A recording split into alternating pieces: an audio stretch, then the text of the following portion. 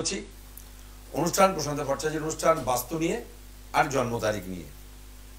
আজকে আপনারা অনুষ্ঠান দেখছেন সরাসরি। যদি কেউ মনে করেন কারোর জন্মগত বিষয় নিয়ে কিছু আলোচনা করার প্রয়োজন, ফোন করতে পারেন। কেউ যদি মনে করেন কারোর বাস্তুগত বিষয়ে কিছু জানার প্রয়োজন আছে, ফোন করতে পারেন। কিন্তু বাস্তুগত বিষয়ে আলোচনা করতে গেলে একটাই কথা, প্রতিবারের মতন আমরা আপনাদেরকে মনে করিয়ে দিই, বাস্তুর বিষয়ে কিছু আলোচনা করতে গেলে মনে রেখে কিছু না বলে বেটার হয় বাড়ির প্ল্যান ড্রয়িংটা হাতের কাছে নিয়ে কথা বলবে, আপনাদের বোঝাতে এবং আমার বুঝতে সুবিধা হবে। গতদিনের অনুষ্ঠানে আমি শুরু করেছিলাম এটা বলে যে আমার অনুষ্ঠান প্রধানত সময় কেন্দ্রিক। যেমন গত কয়েক মাস ধরে কন্টিনিউয়াস আমার আলোচনা আপনারা শুনেছেন বা আপনারা ফোন করেছেন, আলোচনা করেছি মূলত আমরা এডুকেশন রিলেটেড। তার কারণ কি, আমরা এখন যে সময়টার মধ্যে দিয়ে চলছি, এটা বিভিন্ন সেক্টরে আমরা যদি ফলো করি, যে যে বাড়িতে শিক্ষার্থী স্টুডেন্ট রয়েছে তাদের এখন বিভিন্ন পরীক্ষাগুলির সময়, ক্লাস 10, 12, আরো হায়ার স্টাডি, সেটা সিবিএসসি বোর্ড, আইসিএসসি বোর্ড, যাই হোক না কেন, ওয়েস্ট বেঙ্গল বোর্ড, আমরা এরপরে পাবো জয়েন্টের পরীক্ষা, নিটের পরীক্ষা, কন্টিনিউ পরপর টাইমটা হচ্ছে এডুকেশন রিলেটেড টাইম। যে কারণে আমরা আলোচনাগুলো করছিলাম এডুকেশন নিয়ে। এখন সেই পরীক্ষাগুলো মোটামুটি কিছু হলো, কিছু চলছে, কিছু আবার হবে। আমরা এবার এই এডুকেশনের সঙ্গে এটাকে নিতে চাইব আর কিছু আনুষঙ্গিক আলোচনা। যেমন একটা আলোচনা হচ্ছে, আমরা এটা বলতে চাইব, ধরুন বাস্তু ওরিয়েন্টেড সেক্টরে যদি আমরা ফলো করি, এই যে আমাদের এডুকেশন সেক্টর বলুন, এই যে আমাদের এডুকেশনের পরে ক্যারিয়ার সেক্টর বলুন, প্রত্যেকটা ক্ষেত্রে আমরা যদি ফলো করি, আমাদের কিন্তু বাস্তুর একটা তার উপরে প্রভাব থাকে। এই প্রভাবটা আমরা চাইব একটা পজিটিভ প্রভাবের মধ্যে পড়ুক। এবার এই পজিটিভ প্রভাবটা পড়ছে কিনা বা নেগেটিভ প্রভাব পড়ছে কিনা সেটা আমরা জানবো কিভাবে? এটা আমরা জানতে পারবো আমাদের বাস্তুগত গঠন দেখে। বাস্তুগত গঠন বলতে কি বুঝবো? একটি বাস্তু, একটা ফ্ল্যাট বা একটা নিজের বাড়ি, সেখানে মূলত কতগুলি জিনিস কনস্ট্যান্ট থাকবেই। একটা সদর দরজা, কিছু বেডরুম, একটা কি দুটো কি তিনটে ওয়াশরুম, একটা কিচেন, একতলা থেকে দোতলায় উঠবার সিঁড়ি, কারোর ক্ষেত্রে আন্ডারগ্রাউন্ড রিজার্ভার থাকতে পারে, কারোর ক্ষেত্রে ওভারের ট্যাঙ্ক থাকতে পারে, কারোর গ্যারেজ হতে পারে, কারোর নিজের বাড়ির মধ্যেই সেপটিক ট্যাঙ্ক হতে পারে। এই যে প্রত্যেকটা বিষয়গুলি, এর একটা এফেক্ট, ভালো বা মন্দ, সেই বাস্তুর উপরে কিন্তু পড়ছে। এবার ন্যাচারালি আমরা কিন্তু ব্যাড এফেক্টটা চাইবো না, আমরা কি চাইবো? পজিটিভ এফেক্টটা আমাদের এই বাস্তুর উপরে পড়ুক, যার একটা প্রপার রেজাল্ট এখানে যারা বসবাস করছেন তারা যেন অ্যাচিভ করতে পারেন। আমি আগের দিন দুই একটা কথা বলে শুরু করেছিলাম, যদি আমি এডুকেশন ক্যারিয়ার রিলেটেড সেক্টরেই থাকি, সেখানে দাঁড়ালে আমাদের এটা দেখতে হবে যে বাস্তুর কোন পোর্শনটা এডুকেশনের সঙ্গে রিলেটেড। সেখানে প্রথমেই বলতে হবে আমাদেরকে তিনটে জায়গার কথা। একটা হলো নর্থ ইস্ট, একটা নর্থ, একটা সাউথ ওয়েস্ট। এটা আমি আগের দিন বলেছিলাম। সাউথ ওয়েস্টের কথা গিয়ে নর্থ ওয়েস্টের আমার আলোচনা করা হয়েছে। সাউথ ওয়েস্টের কথা যখন আমি আলোচনা করছি, তখন আমরা কি বলছি? সাউথ ওয়েস্ট হচ্ছে আমাদের, আসছি আলোচনায়। হ্যালো হ্যালো, হ্যাঁ নমস্কার, বলুন। নমস্কার। আমি একটু মেয়ের সম্বন্ধে জানবো। আচ্ছা, মেয়ে ডেট অফ বার্থটা বলুন। 25/7/2007। 25/7/2007। হ্যাঁ। আচ্ছা, সময়টা বলুন। বিকাল 4:30। কোথায় জন্ম? কলকাতা। আচ্ছা, একটু ধরুন। 2007। কি করছে আপনার মেয়ে এখন? আমি পরীক্ষা চলছে, 11-এ পড়ছে। 11-এ পড়ছে। কি নিয়ে পড়ছে? আর্টস। আর্টস।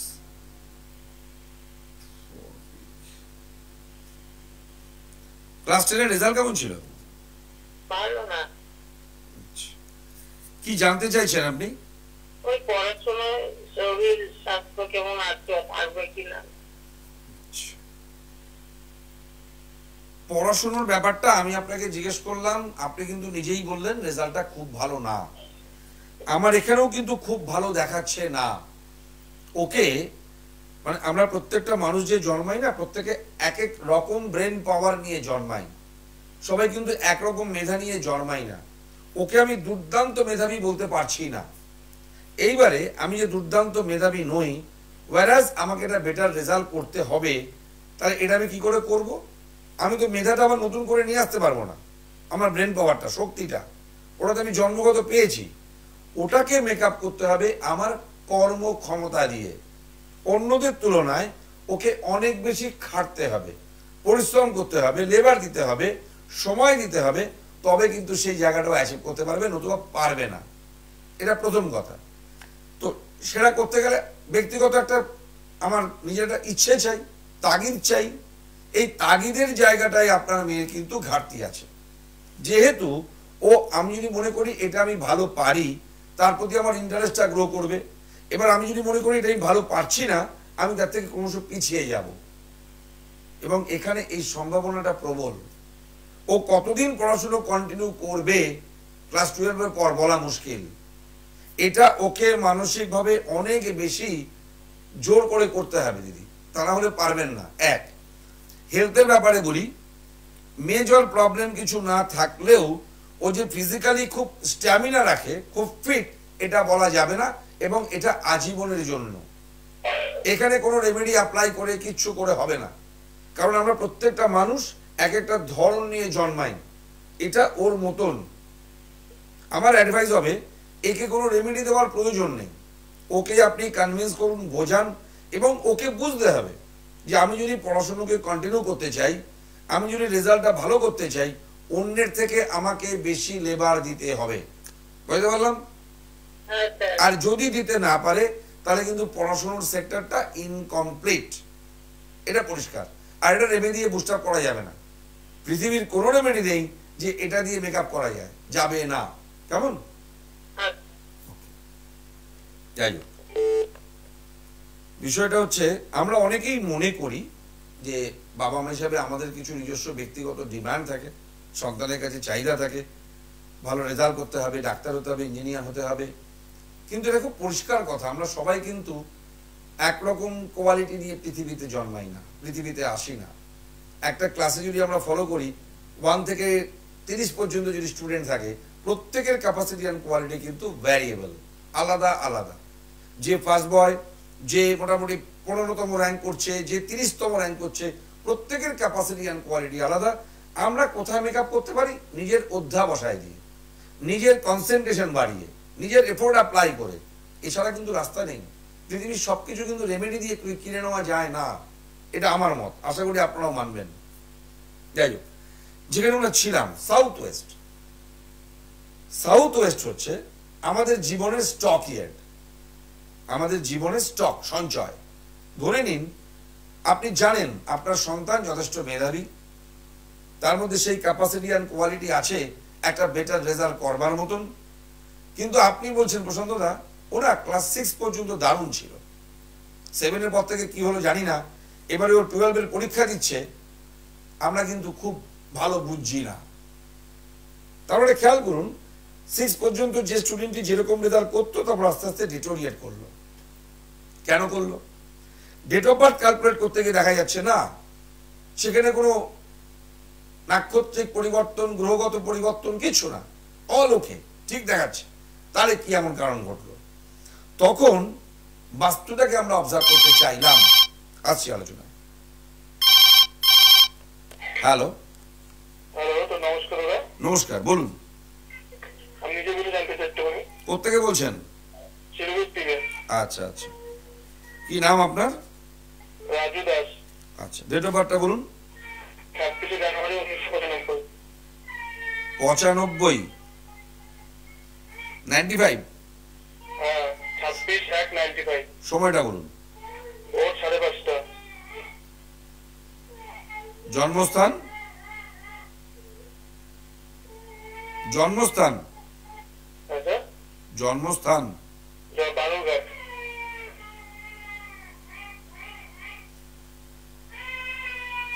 আপনি একটু সাইডে আসুন, কিছু সারাউন্ডিং সাউন্ড আসছে যেটা ডিস্টার্ব হচ্ছে।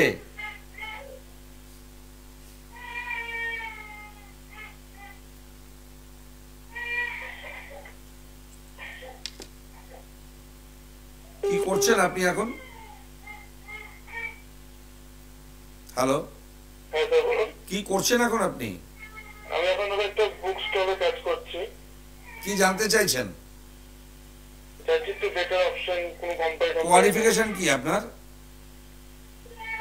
কোন কোম্পানিতে আপনার এডুকেশনাল কোয়ালিফিকেশন কি? গ্র্যাজুয়েট। কি নিয়ে পড়েছেন? আর্টস নিয়ে। আর্টস নিয়ে।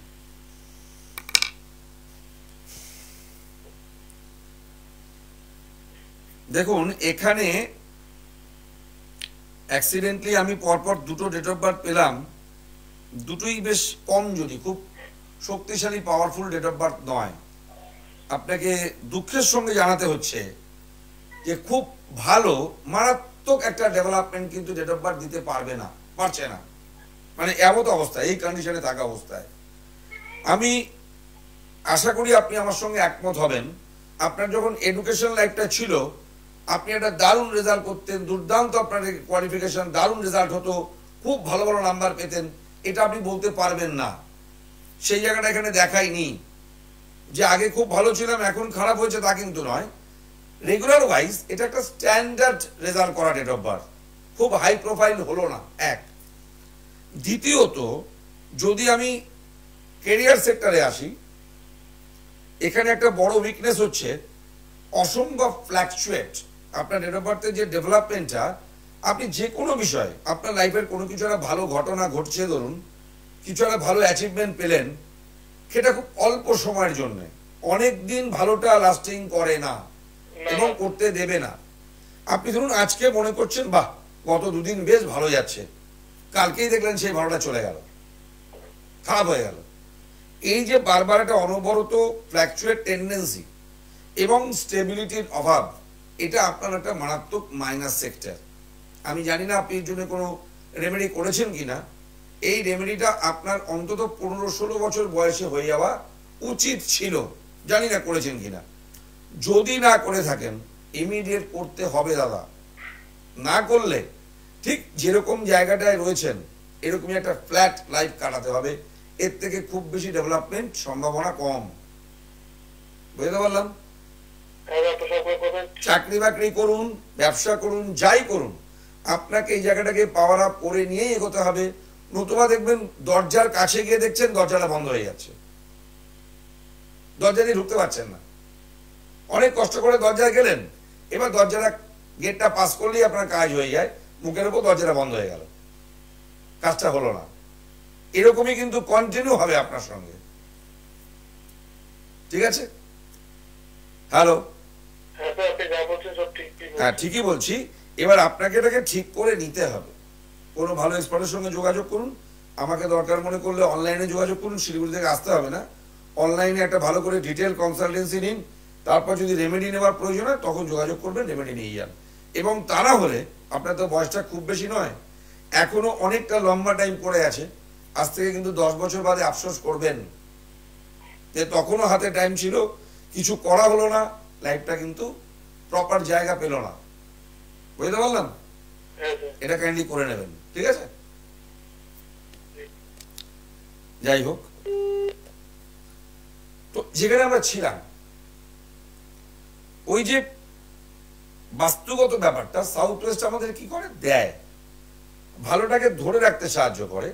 এবার যখন ডেট অফ বার্থের মধ্যে কোনো প্রবলেম পেলাম না, তখন আমি জিজ্ঞেস করলাম, আচ্ছা আপনার বাস্তুগত কোনো বিষয়ে আইডিয়া রেখেছেন, কাউকে দেখিয়েছেন কখনো? তিনি বললেন না, আমি তো কাউকে দেখাইনি। তাহলে দেখাবেন। ওনার একটা 2 কাঠা থেকে 2.5 কাঠার মতন জমি বাড়ি, বহুদিনের পুরনো বাড়ি। এবার 2 ভাইয়ের একটু ভাগ বাটোয়ারা হয়েছে। একান্নবর্তী পরিবারের মধ্যে ছিলেন। 2 ভাইয়ের 2টি আলাদা সেপারেট সংসার, 2টো আলাদা কিচেন, 2টো আলাদা ওয়াশরুম, এগুলো নতুন করে সেট আপ করতে হয়েছে। করতে গিয়ে উনি যে পোর্শনটায় ভাগটা পেয়েছেন, সেই ভাগের সাউথ ওয়েস্টে পড়েছে ওনার বাথরুম। ভালো করে খেয়াল করুন। এনারা দুজন কিন্তু যতদিন একত্রে ছিলেন, 2 ভাই ছোট থেকে বড় হয়েছেন, ভালো রেসপন্স, পড়াশোনা ভালো, ইকোনমিক কন্ডিশন ভালো। এইবারে ভাগ বাটোয়ারা হয়েছে, এক ভাইয়ের দিকে একটা পড়েছে, আরেক ভাইয়ের দিকে আরেকটা পড়েছে। এবার দুজনকে সেট আপটা আলাদা করে কিছু রিকনস্ট্রাকশন করতে হয়েছে। যিনি আমার সঙ্গে যোগাযোগ করলেন, এনাদের বাথরুমটা পড়লো সাউথ ওয়েস্টে। আমি জিজ্ঞেস করলাম কবে হয়েছে। অ্যাক্সিডেন্টলি ম্যাচ করে গেল যখন ওনার ছেলেটি ক্লাস 6-এ পড়তো তখন। তারপর থেকেই ডেটোরিয়েশন স্টার্ট। আসছি আলোচনায়। হ্যালো, নমস্কার, আমি হাওড়া থেকে কথা বলছি। নমস্কার, কে বলছেন কাইন্ডলি? আমি অভিজিৎ দে বলছি হাওড়া থেকে। আচ্ছা, কার বিষয়ে কথা বলবো? ছেলের বিষয়ে জানতে চাই। ডেট অফ বার্থটা বলুন কাইন্ডলি। 16 অক্টোবর 2007। 2007। হ্যাঁ, সময়টা? সন্ধ্যে 7:30। কোথায় এটা? তমলুক। সন্ধ্যে 7:30। 16/10/7। হ্যাঁ হ্যাঁ। কি নিয়ে পড়ছে আপনার ছেলে? এই বছরই মাধ্যমিক দিল। মাধ্যমিক দিল। আচ্ছা,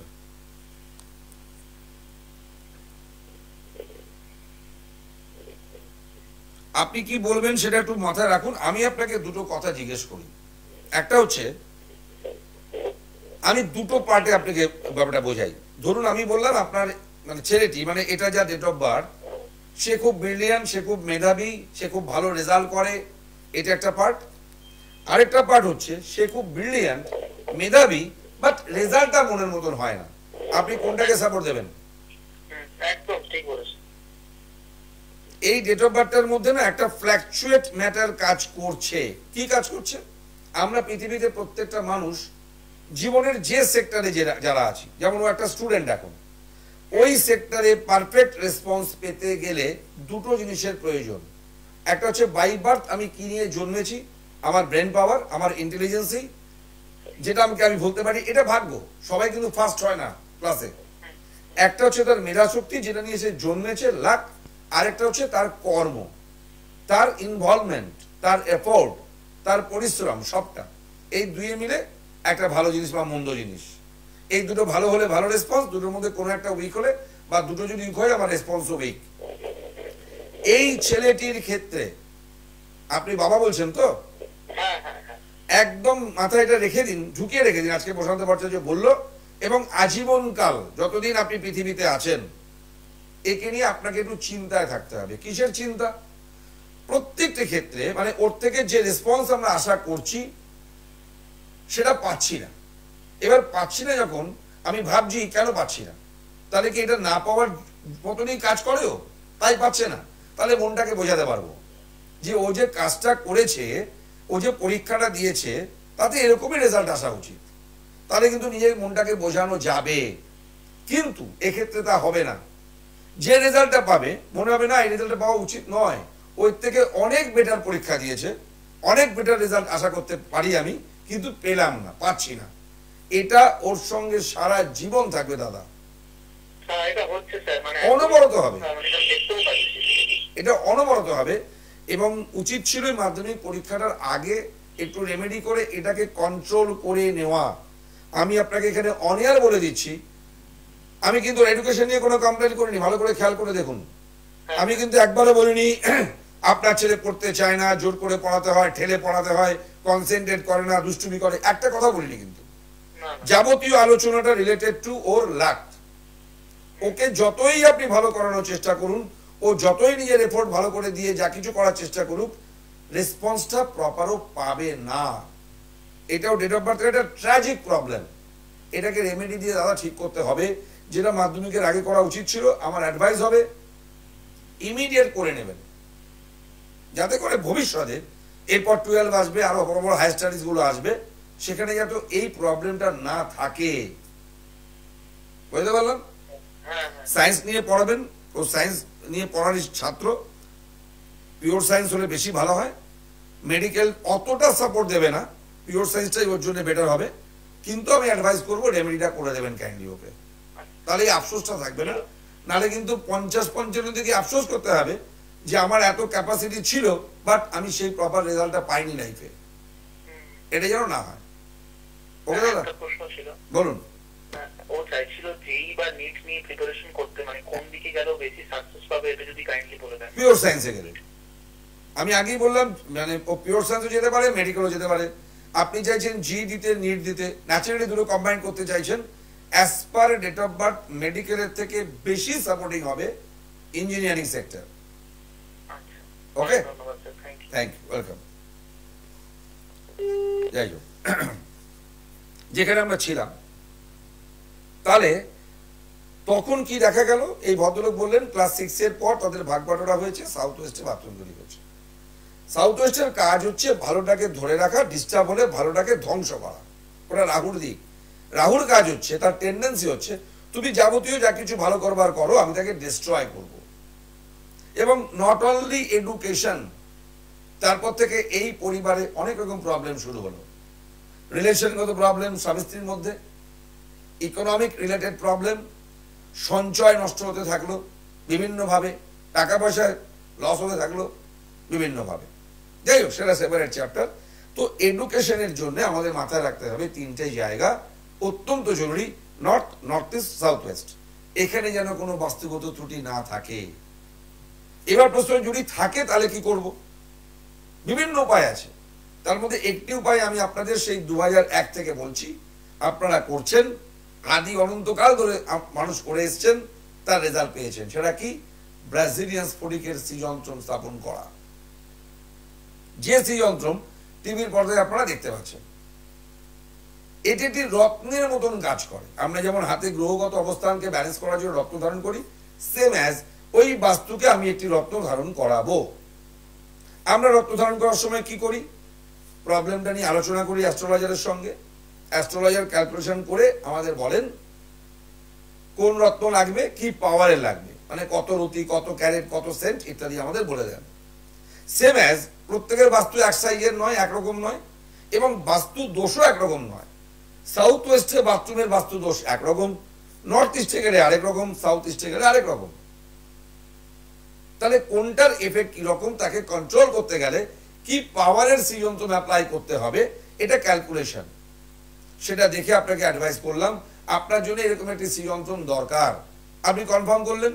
এবার সেই শ্রীযন্ত্রমকে পারফেক্টলি নিয়ম অনুযায়ী তাকে শোধন করে জাগৃত করে স্থাপন করলেন উপযুক্ত জায়গায় আপনার বাস্তুতে। সেটা আমরা বলে দিই কিভাবে করতে হয়। এবং একে স্থাপন করার কিছু শুভ দিন আছে। সপ্তাহের যে কোনো বৃহস্পতিবার করতে পারি, অথবা কোনো একটা ভালো দিন, যেমন আমরা দোল পূর্ণিমা পাই, আমরা পয়লা বৈশাখ পাই, অক্ষয় তৃতীয়া পাই, বিভিন্ন পূর্ণিমাগুলো পাই, জন্মাষ্টমী পাই। একটা শুভ দিন দেখে তাকে স্থাপন করতে হবে। তার আগে বাস্তুকে দেখিয়ে বিচার করে নিতে হবে। এটা আপনারা সরাসরি চেম্বারে এসে করতে পারেন, বাড়ির প্ল্যান ড্রয়িং নিয়ে ভিজিট করিয়ে করাতে পারেন। যারা দূরে রয়েছেন তারা হোয়াটসঅ্যাপে ছবি পাঠিয়ে করাতে পারেন। কিন্তু একটাই অ্যাডভাইস, যদি মনে করেন অনেক কিছু করেছি, অ্যাস্ট্রোলজিক্যাল পার্টে কিছু বাদ নেই, আংটি ভর্তি, তাবিজ কবজ, তারপরও স্যাটিসফাইড রেসপন্স আসছে না, আমার রিকোয়েস্ট হবে বাস্তুতে একটু নজর দিন। হয়তো বাস্তুতেই লুকিয়ে আছে কোনো প্রবলেম। এখনো পর্যন্ত 99.9% মানুষ উপকৃত। 100% বলছি না, বলতে পারবো না, বলাটা উচিত হবে না, তাহলে নিজেকে ভগবান মনে হবে, কখনোই নয়। 99.9% মানুষ উপকৃত। আর গর্ব করে বলতে পারি, এই কোয়ালিটির শ্রীযন্ত্রম পশ্চিমবঙ্গের বুকে পাওয়াটা খুব মুশকিল। পাবেন কিনা সন্দেহ, এটুকু বলতে পারি। পাবেন বহু জায়গায়। যে কারণে যখন কাউকে শ্রীযন্ত্রম তারাতে তুলে দিই, চোখের সামনে পরীক্ষা করে দিই, একদম চোখের সামনে টেস্ট। ওই কাগজে লেখা টেস্টিং রিপোর্ট দিয়ে নয়, যেটা নকল সেটাও, যেটা আসল সেটাও চোখের সামনে পরীক্ষা করে দেওয়া হলো যে আপনাকে আমি কি দিলাম। আপনার ফিউডেস আপনিই বলছেন প্রশান্ত দা ভালো আছে, কিন্তু মিরাকেল রেসপন্স অজস্র। আমি মিরাকেলে যাব না, নর্মাল রেসপন্সটুকু পেলেই কিন্তু we are satisfied, too much. যাই হোক, এডুকেশন, ক্যারিয়ার, যে কোনো বিষয় নিয়ে আমরা আলোচনা করতে পারি। কেউ বাড়ি তৈরি করবেন, বাড়ি একটা বাস্তুসম্মত ড্রয়িং করিয়ে নিন, আমি করে দিই। কেউ ফ্ল্যাট কিনবেন, ভিজিট করিয়ে দেখিয়ে নিন, নয়তো ফ্ল্যাটের প্ল্যানটা নিয়ে এসে দেখান সেটা বাস্তুসম্মত কিনা, তারপর নিন, ভবিষ্যতের জন্য নিশ্চিন্ত। যারা মনে করছেন ডেট অফ বার্থ নিয়ে আসবেন, শিয়ালদায় রাজাবাজার সায়েন্স কলেজের পাশে 7 দিন খোলা, প্রত্যেকের জন্য সেপারেট সেপারেট টাইম। আসতে না পারলে অনলাইনে আলোচনা, ফোন করে আলোচনা করে জেনে নেবেন কিভাবে কি প্রসেস করে এগোতে হয়। প্রত্যেকের জন্য এডুকেশন, ক্যারিয়ার, বৈবাহিক জীবন, ব্যবসা, রোজগার, সব কিছু, যে কোনো বিষয় নিয়ে আমরা আলোচনা করতে পারি, কিন্তু সঠিক সময়ে সঠিক সিদ্ধান্ত নিয়ে। আজকের মতো বিদায় নেব। সবাই খুব ভালো থাকবেন। নমস্কার। দূর আর দূরে